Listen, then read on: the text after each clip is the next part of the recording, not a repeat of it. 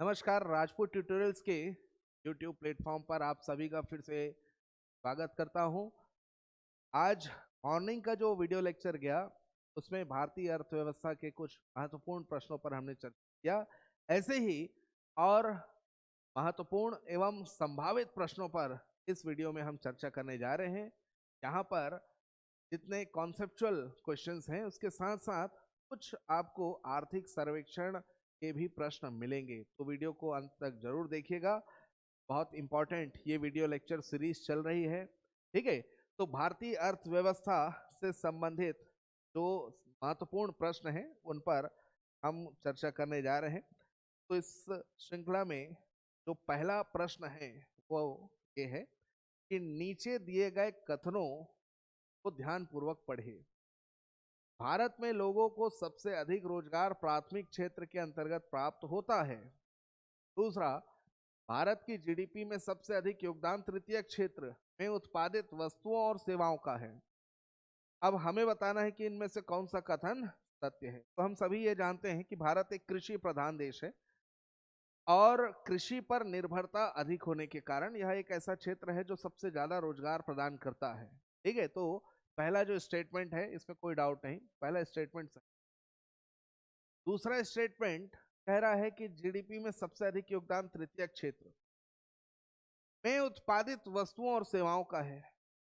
अब देखिए, भारतीय जीडीपी में सेवा क्षेत्र की हिस्सेदारी लगभग 51% की है और हम सभी जानते हैं कि तृतीय क्षेत्र का सर्वाधिक योगदान रहता है हर साल हमारे जीडीपी में। सबसे ज्यादा तृतीय क्षेत्र, फिर द्वितीयक और अंतिम में प्राथमिक क्षेत्र। लेकिन एक कैच है यहाँ पर, वो ये है कि तृतीय क्षेत्र में उत्पादित वस्तुओं और सेवाओं की बात कर रहा है। तो तृतीय क्षेत्र तो शुद्ध रूप से एक सेवा क्षेत्र है। तृतीय क्षेत्र को हम सेवा क्षेत्र कहते हैं। यहाँ पर सेवाओं का उत्पादन किया जाता है, सेवाएं प्रदान की जाती हैं।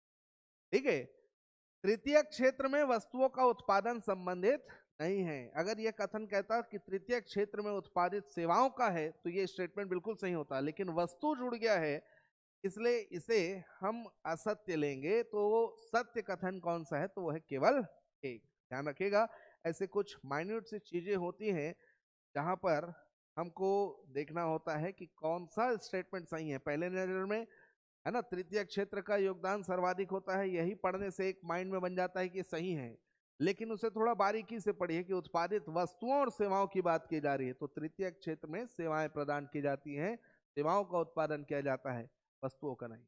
ठीक है, चलिए अब आते हैं दूसरे प्रश्न पर। निम्नलिखित कथनों पर विचार कीजिए। निस्पंदन के अंतर्गत अर्थव्यवस्था में बेरोजगारी एवं मुद्रास्फीति दोनों स्थिति एक साथ विद्यमान होती है। स्टैगफ्लेशन की बात कर रहे हैं यहाँ पर। स्क्यूफ्लेशन के अंतर्गत अर्थव्यवस्था में मुद्रास्फीति एवं मुद्रा संकुचन की स्थिति देखने को मिलती है। अब देखिए, स्टैगफ्लेशन या निस्पंदन ये एक ऐसी अवस्था है जहां पर अर्थव्यवस्था दोहरी चुनौती का सामना कर रही होती है। एक तरफ मुद्रास्फीति, दूसरी तरफ बेरोजगारी। मुद्रास्फीति भी बढ़ती है और बेरोजगारी की दर भी बढ़ती है। ठीक है, ये जो शब्द है स्टैगफ्लेशन, तो अलग अलग शब्द हैं। ठीक है, स्टैगनेंट और इन्फ्लेशन दोनों को बनाया गया है स्टैगफ्लेशन। स्टैगनेंट अर्थात स्थिरता, अर्थात मुद्रास्फीति। ठीक है, पहला स्टेटमेंट तो इन्फ्लेशन के अंतर्गत अर्थव्यवस्था में मुद्रास्फीति और मुद्रा संकुचन कथन है का सही का एक और दो दोनों। चलिए अब आते हैं अगले प्रश्न की ओर। अगला प्रश्न भी मुद्रास्फीति डब्ल्यूपीआई संबंधित का प्रश्न इंडेक्स क्या कह रहा है? डब्ल्यूपीआई की नई श्रृंखला का आधार वर्ष 2011-12 है। इसे भारत में हेडलाइन मुद्रास्फीति के रूप में भी जाना जाता है। इसकी गणना केंद्रीय सांख्यिकी कार्यालय के द्वारा। देखिए, डब्ल्यूपीआई का आधार वर्ष क्या है? 2011-12। ठीक, बिल्कुल सही। इसकी गणना केंद्रीय सांख्यिकी कार्यालय के द्वारा की जाती है। अब इसके बाद स्टेटमेंट कह रहा है कि हेडलाइन मुद्रास्फीति के रूप में भी जाना जाता है। हेडलाइन इन WPI को नहीं कहते, बल्कि PI को कंज्यूमर प्राइस इंडेक्स कंबाइंड, जो ग्रामीण और शहरी क्षेत्र का संयुक्त अंक है, हेडलाइन इन्फ्लेशन कहा जाता है। तो अब हमें बताना है कि कौन कौन से कथन हैं, तो कौन सा है एक और। चलिए बढ़ते हैं अगले प्रश्न की ओर। अगला प्रश्न, वाणिज्यिक बैंकों के निम्नलिखित कार्यों के रिजर्व बैंक, ठीक है। पहला, शाखा विस्तार एवं संस्थान और स्थान परिवर्तन। दूसरा, बैंकों के समापन के लिए। किसी अन्य बैंक के क्या उपयोग। देखिए, RBI पे बैंकिंग अधिनियम 50, RBI अधिनियम के तहत RBI को और अधिकार प्रदान किए प्रभावशील रूप से बैंकिंग वित्त उद्योग का, ठीक है, नियंत्रण। अब बैंक जो RBI के अधीन आते हैं, RBI के पास कुछ अधिकार हैं, इनमें से यह भी है, अगर किसी बैंक को शाखा का विस्तार करना है, नई ब्रांच ओपन करनी है, RBI होगा, ठीक है। अगर अपने ब्रांच को शिफ्ट करना है, इस RBI होगा। एक, बैंकों के समापन के लिए, ठीक है, RBI होगा। वह किसी अन्य बैंक में मिलन के लिए, विलय के लिए खर्च किया जा रहा है, पर भी RBI, तो इसका क्या ऑप्शन, ठीक है। चलिए बढ़ते हैं अगले प्रश्न की ओर। अगला प्रश्न, उपकर से संबंधित असत्य कथन। उपकर, उपकर अर्थात सेस कहा जाता है, उपकर। एक, पहला स्टेट, कर आधार पर लगाया गया अन्य कर उपकर कहलाता है। उपकर विशेष उद्देश्य के लिए लगाया जाता है। यह प्रत्यक्ष और अप्रत्यक्ष करों पर लगाया जा सकता है। यह कर की दर पर लगाया गया अतिरिक्त कर होता है। देखिए, एक होता है सरचार्ज, अधिभार कहते हैं, सरचार्ज, और दूसरा होता है सेस, ठीक है। तो अधिभार, अधिभार को हम टैक्स ऑन टैक्स कहते हैं, ठीक है। और ये जो उपकर है, सेस, है ना, इसे कहते हैं एडिशनल, ठीक। तो कर आधार पर लगाया गया अन्य कर, यह उपकर कहलाता है, बिल्कुल कर आधार पर लगाया जाता है। उपकर किसी विशेष उद्देश्य से ही लगाया जाता है, ठीक। जैसे अभी सरकार के द्वारा एग्रीकल्चर इंफ्रास्ट्रक्चर डेवलपमेंट सेस लगाया गया है, ठीक है। एग्रीकल्चर इंफ्रास्ट्रक्चर डेवलपमेंट सेस, ठीक। कृषि क्षेत्र में अधोसंरचना के विकास के लिए यह लगाया गया है, ठीक है। यह प्रत्यक्ष एवं अप्रत्यक्ष दोनों करों पर लगाया जा सकता है। और चौथा, यह कर दर पर लगाया गया कर होता है, ठीक है। सेस आय पर भी लग सकता है ना, प्रत्यक्ष। सेस वस्तुओं और सेवाओं के साथ भी लग सकता है, ठीक है। तो तीसरा स्टेटमेंट कौन सा असत्य है, तो वह है यह कर की दर पर लगाया गया अतिरिक्त कर, ठीक है। कर की दर पर लगाया गया अतिरिक्त कर, इसको हम कहते हैं सरचार्ज। एक भाषा है सरचार्ज की, है ना। तो सेस से संबंधित है, तो वह है ऑप्शन कौन। चलिए अगले प्रश्न की ओर आते हैं। अगला प्रश्न है, निम्नलिखित में कौन सा कथन मतलब मुद्रा या हार्ड करेंसी स्पष्ट रूप, ठीक है, इस प्रकार के जब आपको प्रश्न मिलते हैं, ध्यान रखिएगा हो सकता है एक से दो विकल्प सही है ना, लेकिन आपको दोनों में से बेस्ट ऑप्शन है, सबसे बेहतर उसे परिभाषित कर रहा है उसे आपको लेना है। ठीक, तो हार्ड करेंसी क्या होती है? पहला क्या कह रहा है? ऐसी मुद्रा जो किसी वर्ष में विश्व की लगभग प्रत्येक मुद्रा से अधिक मजबूत हुई हो। मुद्रा व्यापक रूप से स्वीकृत वह मुद्रा जिस अल्प अवधि के दौरान अपेक्षाकृत स्थिर बने रहने की भावना रहती हो। वह मुद्रा जिसका व्यापार निश्चित दर प्रणाली के आधार पर एक निश्चित पर किया जाता है। और चौथा, नए माध्यम के रूप में होने हेतु तैयार की गई एक सरल, तो हार्ड करेंसी से कहते हैं। देखिए, हार्ड करेंसी वह है, ठीक है, जो व्यापक रूप वह मुद्रा जिस अल्प अवधि के दौरान अपेक्षाकृत बने रहे। ठीक है, अल्प अवधि के दौरान ऐसी करेंसियां हार्ड करेंसी, डॉलर है ना, तो डॉलर के मूल्य में है ना अल्प अवधि के दौरान अपेक्षाकृत स्थिरता बने रहती है। दूसरा विकल्प कह रहा है वह मुद्रा का व्यापार प्रणाली के आधार पर दर फिक्स कर व्यापार नहीं किया, ये तो गलत है। विनिमय माध्यम के रूप में प्रयुक्त होने हेतु तैयार की गई सकल परिसंपत्ति, देखिए हार्ड करेंसी बहुत ही महत्वपूर्ण, लेकिन ये सकल करेंसी नहीं। ठीक, इसका सही विकल्प क्या होगा? इसका विकल्प होगा, है ना, तो जो सबसे तब मुद्रा या हार्ड करेंसी भाषित कर रहा है वो है ऑप्शन। ठीक, चलिए आते हैं अगले प्रश्न। निम्नलिखित बिंदुओं को ध्यानपूर्वक पढ़ें। पहला, यह अर्थव्यवस्था आयोजन कल्पना को स्वीकार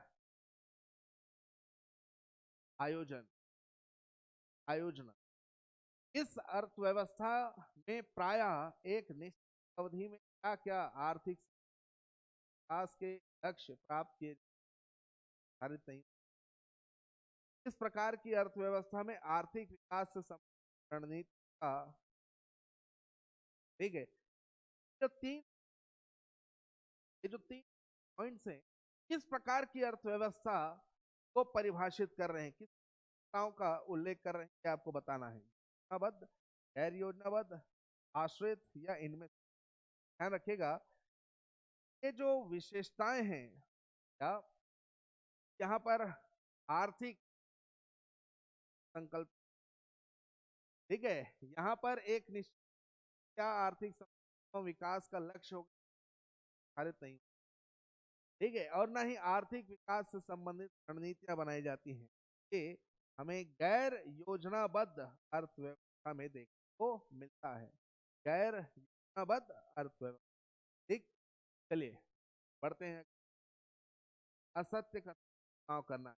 पहला, रेपो रेट ब्याज की वह दर है जिसे आरबीआई सभी बैंकों को अल्पकालिक ऋण प्रदान करता है। दूसरा, मुद्रा बाजार में मौद्रिक एवं वित्तीय परिस्थिति का अल्पकाल के लिए किया जाता है। देखिए, रेपो रेट जैसा कि हम लास्ट वीडियो किया था, रेपो रेट ब्याज की वह दर होती है पर एक आरबीआई से ऋण। अब यहां पर क्या कह रहा है? सभी बैंक आरबीआई से ऋण प्राप्त नहीं कर सकते। गैर अनुसूचित बैंक हैं ये आरबीआई से प्राप्त नहीं कर सकते। आरबीआई से ऋण प्राप्त केवल अनुसूचित है, पहला विकल्प था। ठीक, फिर मुद्रा बाजार में मौद्रिक एवं वित्तीय अल्पकाल के लिए विक्रय जाता है। तो हम पर लास्ट वीडियो में कुल क्रय और विक्रय कर अर्थव्यवस्था में के वहां पर कैश फ्लो पर आरबीआई नियंत्रण, ठीक है, तो इसका सही विकल्प है ऑप्शन। चलिए, भारत में निम्न में कौन राजकोषीय निर्धारित करता है? राजकोषीय नीति या फिस्कल पॉलिसी? नीति आयोग, वित्त आयोग, वित्त मंत्रालय या भारतीय रिजर्व बैंक? ध्यान रखिएगा, राजकोष निर्धारण के द्वारा किया जाता है वो है वित्त मंत्रालय, है ना। भारतीय रिजर्व बैंक के द्वारा बनाई गई कहा जाता है मौद्रिक नीति। वित्त मंत्रालय के द्वारा बनाई गई आर्थिक नीति कहलाती है क्या? राजकोष। ठीक, चलिए अगला प्रश्न। भारतीय आयकर अधिनियम धारा 88 में उपलब्ध आयकर छूट को समाप्त करने की सिफारिश समिति। ठीक, आयकर में उपलब्ध छूट को समाप्त करने की सिफारिश रंगराजन, केलकर, एलिया या इनमें से? ध्यान रखिएगा, धारा 88 के तहत जो इनकम टैक्स रेट्स के प्रावधान है समाप्त करने की सिफारिश केलकर, है ना, केलकर समिति ने भारत सरकार से यह सिफारिश की कि रिबेट्स के जो प्रावधान है, रिबेट्स के प्रावधान को समाप्त किया जाए जो धारा 88 के तहत। ठीक है, चलिए अगला प्रश्न। दिए गए कथन कौन सा कथन सकल घरेलू उत्पाद का सही व्याख्या कर? सकल घरेलू उत्पाद ग्रॉस जीडीपी की बात की जा रही है। स्टेटमेंट्स आपके सामने हैं।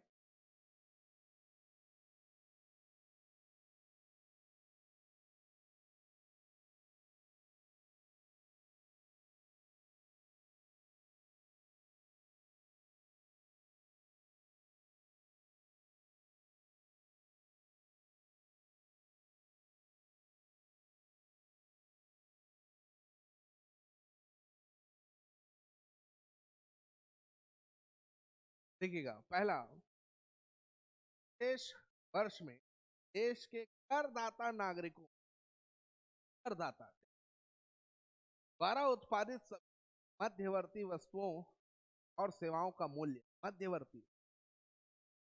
चलिए, देश वर्ष में देश के नागरिकों द्वारा देश के भीतर एवं बाहर उत्पादित अंतिम वस्तुओं एवं सेवाओं का मूल्य। देश वर्ष में देश के भीतर उत्पादित सभी अंतिम वस्तुओं और सेवाओं का मूल्य। चौथा, देश वर्ष में देश के गरीबी रेखा से ऊपर नागरिकों द्वारा उत्पादित वस्तुओं और सेवाओं का। तो जीडीपी की सही परिभाषा क्या है? देखिए, पहला कथन करदाता नागरिकों, गलत हो गया।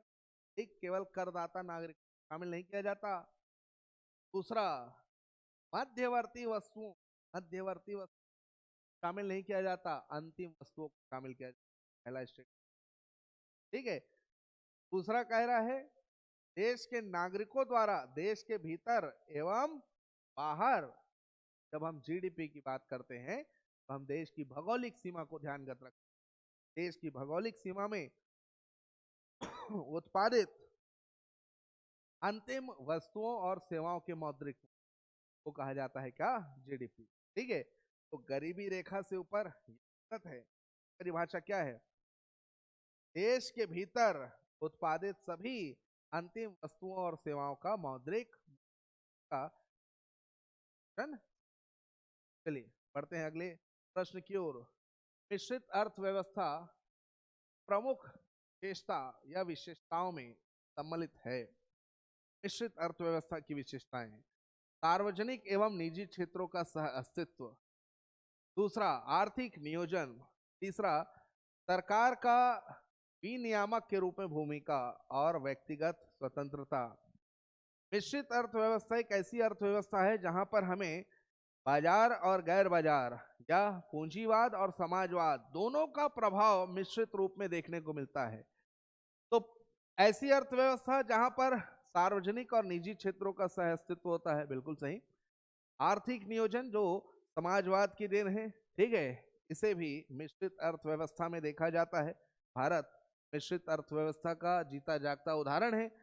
और भारत में वर्ष 1951 से आर्थिक नियोजन के तहत पंचवर्षीय योजनाओं की शुरुआत हुई। ठीक है, तो आर्थिक नियोजन भी इसकी विशेषता है। सरकार की विनियामक के रूप में भूमिका, ये भी सही है। और व्यक्तिगत स्वतंत्रता। ठीक, तो इस प्रश्न का सही विकल्प है ऑप्शन डी। 1, 2 और 3, 4, ये सभी के सभी विकल्प सही हैं। चलिए आते हैं अब अगले प्रश्न की ओर। निम्नलिखित में से कौन सा या से प्रत्यक्ष कर में शामिल है?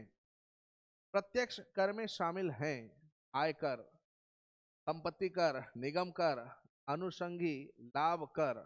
देखिए, कर दो प्रकार के होते हैं, प्रत्यक्ष कर और अप्रत्यक्ष। प्रत्यक्ष कर वे कर होते हैं जहां कराघात और करापात, अर्थात कराघात मतलब जिसके ऊपर कर अधिरोपित किया गया है, और करापात मतलब जिसके द्वारा कर का भुगतान किया जा रहा है या कर का भार जिसके ऊपर आ रहा है।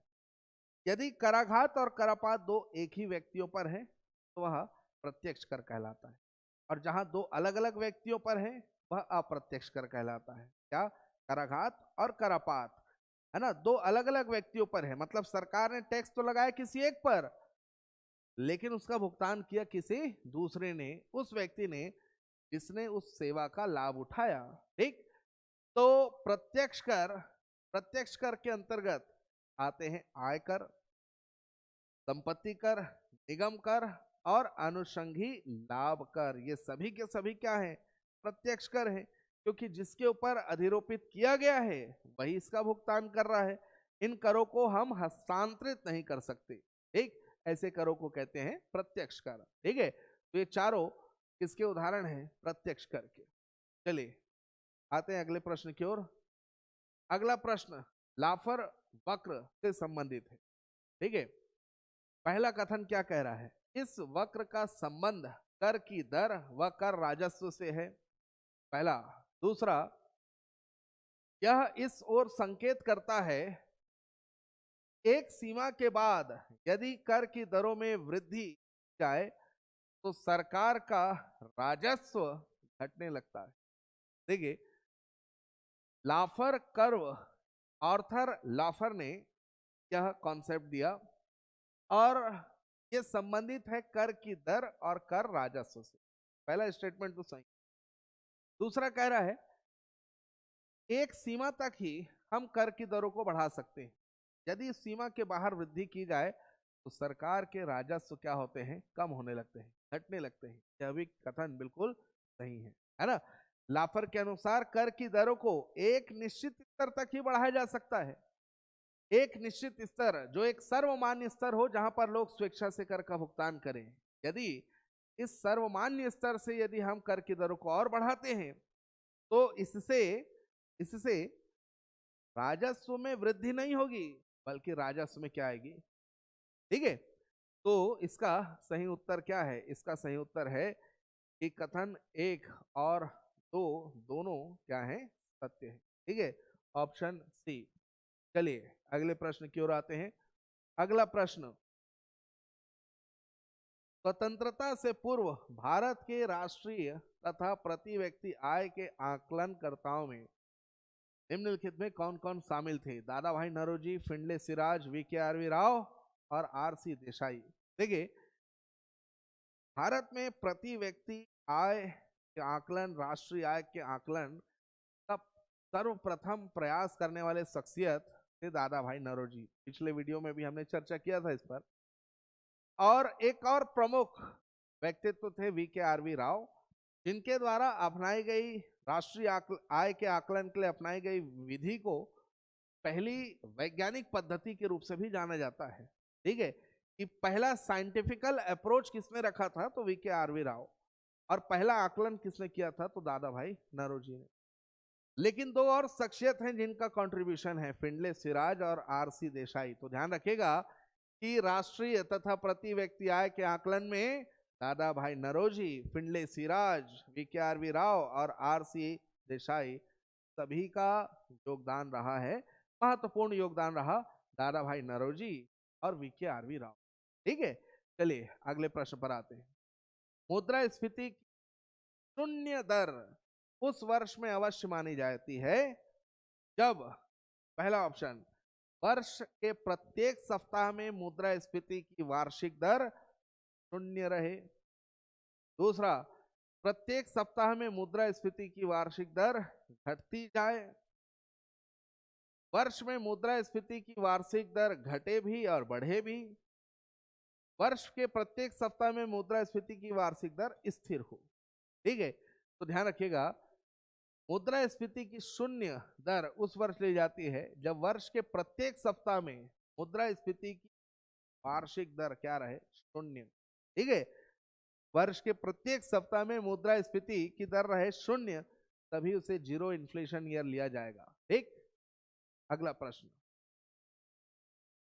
भारतीय रिजर्व बैंक आपूर्ति के 4 वैकल्पिक उपयोग M1, M2, M3 और M4 पर डेटा प्रकाशित करता है।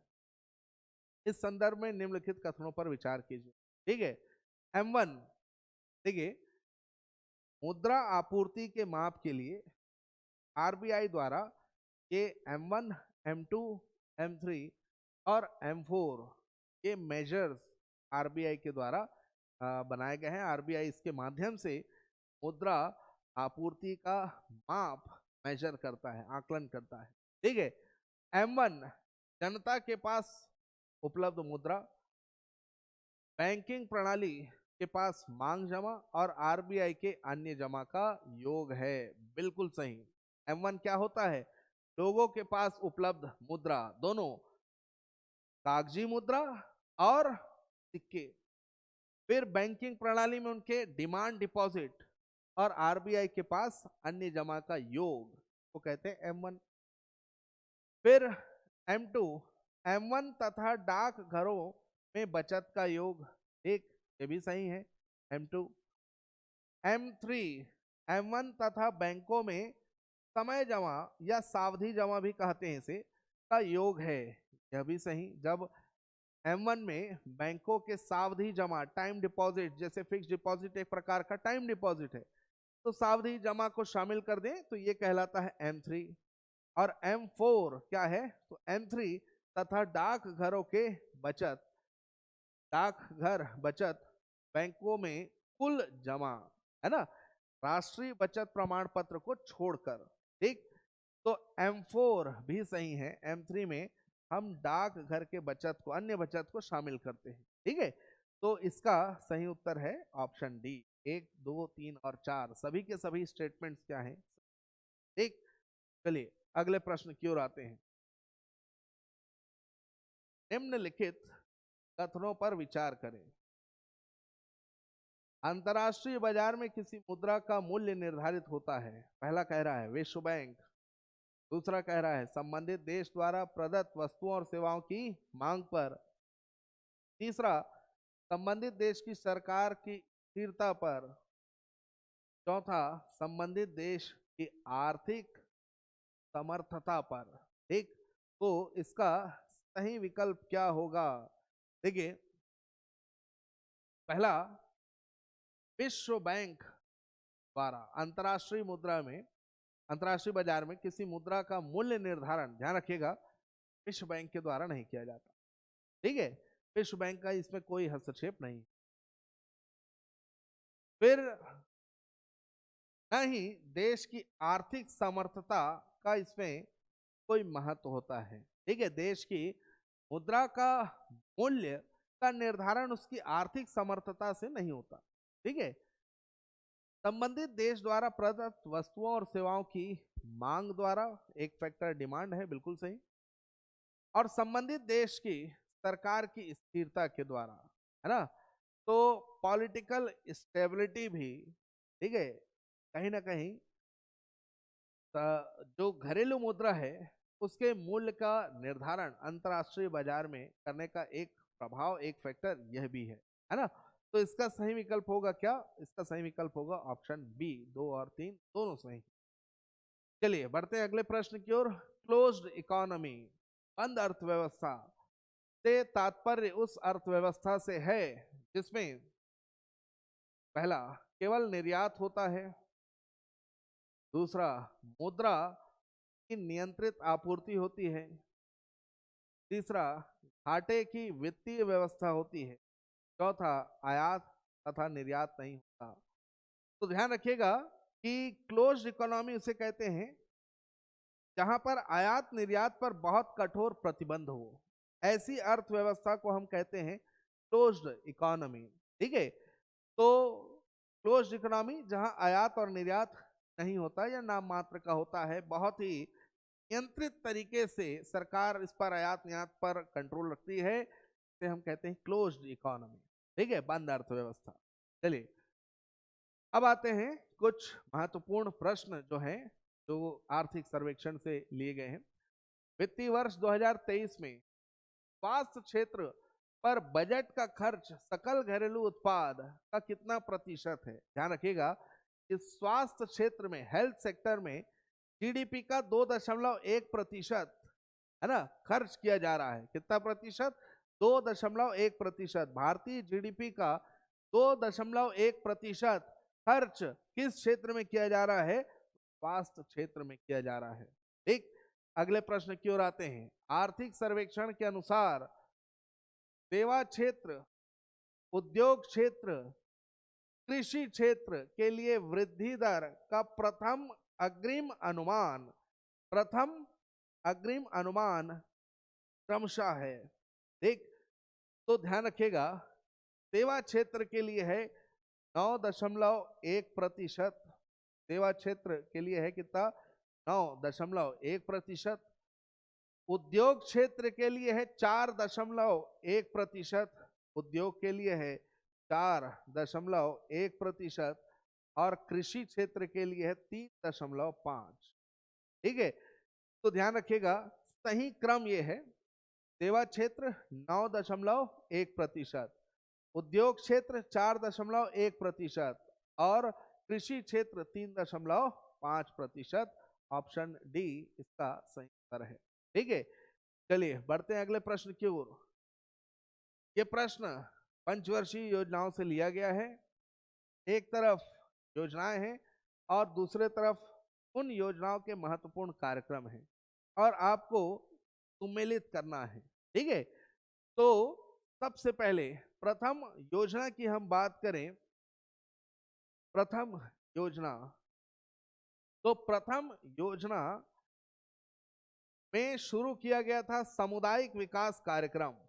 सामुदायिक विकास कार्यक्रम।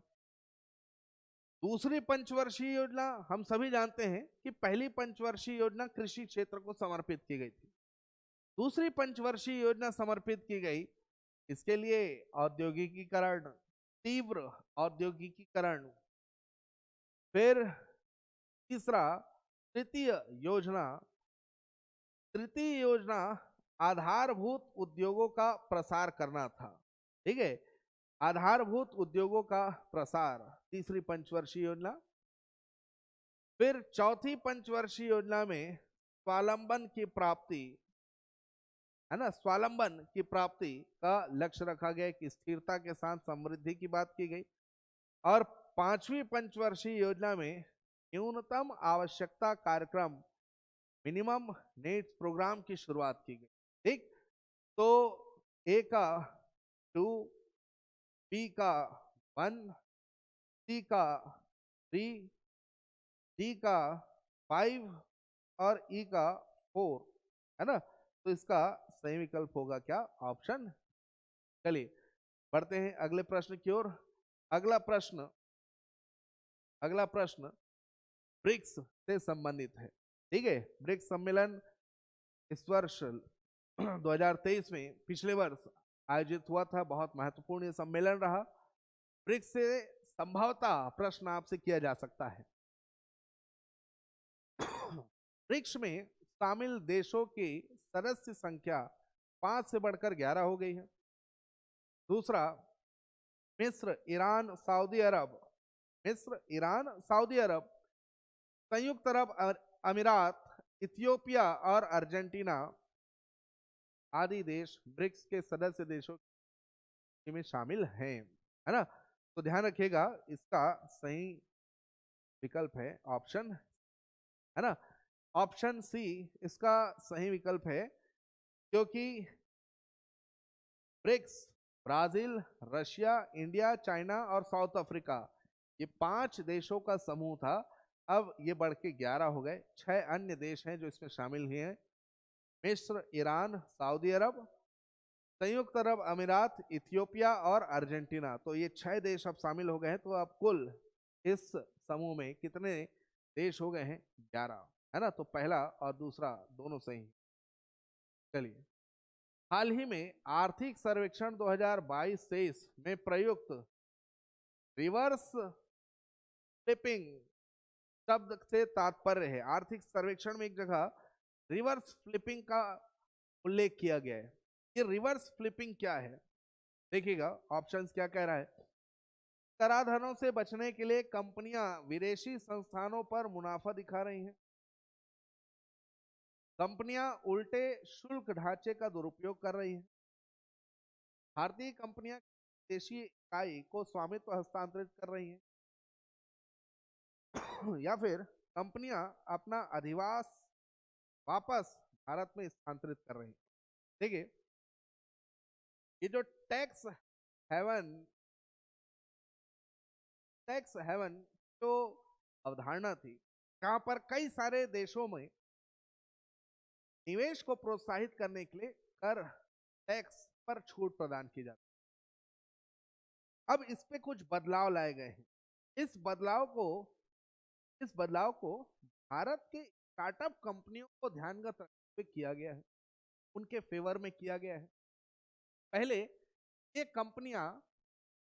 कंपनियां अपना डोमेन फॉरेन कंट्रीज, जहां से उनको टैक्स में कई प्रकार के छूट मिल रही थी, ठीक है। तो राउंड ट्रिपिंग कहा जाता है। एक जानबूझकर अपना जो मुख्यालय है दूसरे आ रहे हैं, वहां से अपनी कंपनी का बता रहे हैं, टैक्स का लाभ ले रहे हैं। तो उस पर अभी बदलाव किया गया, और ये बदलाव इन्हीं स्टार्टअप कंपनी को ध्यानगत रखते हुए किया गया। इनके लिए भारत में ही बेहतर वित्त व्यवस्था, ठीक है, और साथ ही कर अधिरोपण प्रणाली में सुधार के तहत अब तो कंपनियां अपना अधिवास वापस भारत में स्थानांतरित कर रही हैं, ठीक है। तो रिवर्स फ्लिपिंग, है ना, के तहत जो भारतीय कंपनियां हैं जो विदेश में अपना डोमेन बनाकर कार्य कर रहे, अब वो पुनः भारत में, है ना, को कहा गया है रिवर्स। ठीक, चलिए अब चर्चा करते हैं अंतिम प्रश्न पर, बजट से संबंधित है। और खेलो इंडिया कार्यक्रम के लिए प्रश्न किया गया है, खेलो इंडिया कार्यक्रम के लिए कितनी धनराशि आवंटित? 174, 874, 974 की 1004? ध्यान रखिएगा कि बजट 2022 में खेलो इंडिया कार्यक्रम के लिए कितनी धनराशि आवंटित की? 974 करोड़ रुपए, ठीक है। 974 करोड़ रुपए एक बजट में आवंटित इस कार्यक्रम के लिए। खेलो का कार्यक्रम एक बहुत ही महत्वपूर्ण यह कार्यक्रम है जो सरकार के द्वारा संचालित किया जा रहा है, ठीक है। इसके लिए 974 करोड़ रुपए आवंटित, ठीक। तो चलिए, ये कुछ महत्वपूर्ण प्रश्न थे जिस पर हमने चर्चा किया, और चर्चा के माध्यम से एक को एक रिव्यू कर लिया। तो आशा करता हूं कि आपकी तैयारी से और मजबूत और बेहतर होगी। अन्य विषयों के इसी प्रकार के एमसीक्यूज और डिस्कशन पर देखने समझने के लिए आप जुड़े रहिए राजपूत हमारे इस यूट्यूब चैनल पर। धन्यवाद।